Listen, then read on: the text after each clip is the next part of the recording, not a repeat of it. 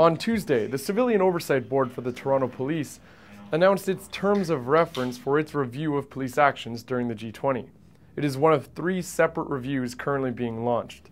Toronto's largest newspaper, the Toronto Star, responded with an editorial saying that all 3 inquiries lack the jurisdiction and subpoena power of a true public inquiry and therefore won't be sufficient to answer the pressing questions.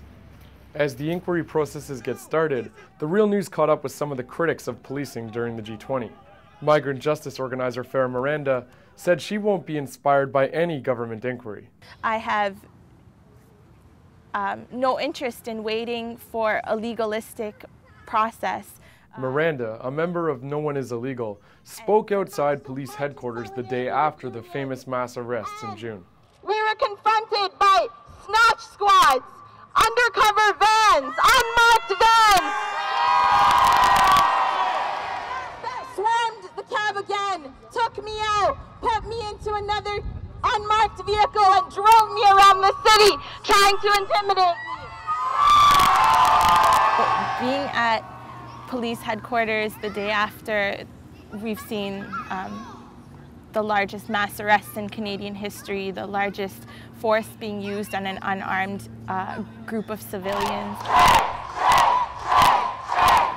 I was incredibly moved to see that thousands of people were on the streets and were not intimidated by the police brutality, the violence, the threats, or even events like these, she says, are where real accountability comes from. What I'm interested in at this point is people coming together to hear stories, to decide for themselves what needs to be done and what accountability looks like. For some of the people we caught up with, the G20 brought them unlikely fame, like photographer and university student Natalie Logan. I started dancing with my 2 friends to this chant, you know, you're sexy, you're cute, take off your riot suit. You're sexy, you're cute, take off your riot suit. You're sexy, you're cute, take off your riot suit. And that became a YouTube sensation, which I found out later.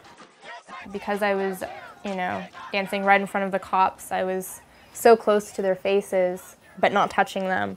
I thought it would be really interesting to do portraits of the faces right behind the reflective shields. Later that night, Logan found herself in a mass detention outside the Novotel Hotel, where people were demonstrating support for striking hotel workers. You had 2 options when you were kettled outside of Novotel that evening. Either you could give yourself up peacefully and say, you know, I understand everybody's going to get arrested, can you arrest me next? You could, you know, do the whole peace sign or hands in the air and they would let you out peacefully, or you could just stand there and wait and you would be aggressively grabbed out. Some officers would just kind of shoot through, grab somebody and suck them out, kind of like a horror film, right? You got the, you know, everybody's huddling there and you don't know who's going to be next, and, you know, lots of screaming when that would happen, because everybody was just shouting like, hey, we just want to go home. Logan says she spent a total of 17 hours under detention. In a cell with 20 other women. We had no bathroom door. It was just a porta potty where guards could see into the porta potty. So when we had to go to the bathroom, girls would assemble outside of the door to create a body, you know, for a body of girls to provide privacy for the person in the toilet.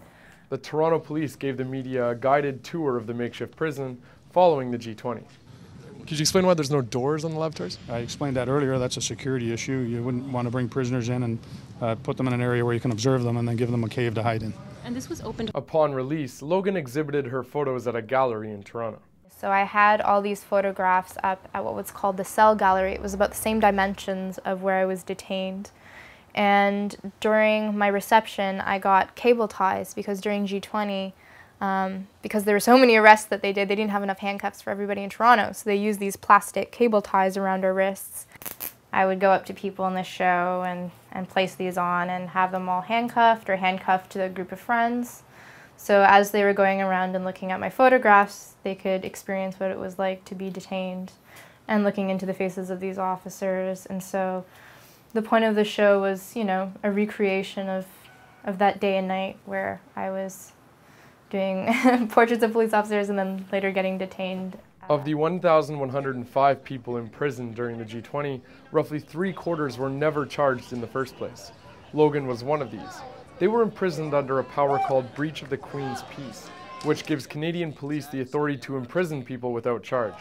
The number one purpose for most of the arrests was to reestablish basically peace on our streets. And the breach of the peace legislation in the criminal code is designed exactly for that, which is to quell and retain and return the Queen's peace, and that's exactly what we did. It was entirely planned and well anticipated that the vast majority of our arrestees would be breach of the peace arrests. That's what we planned for. Of those who were charged, most have since had their charges dropped. Staff Superintendent Jeff McGuire said in June that serious charges had been laid. I don't know, to be honest with you, but I know there were assaults and aggravated assaults and mischief charges.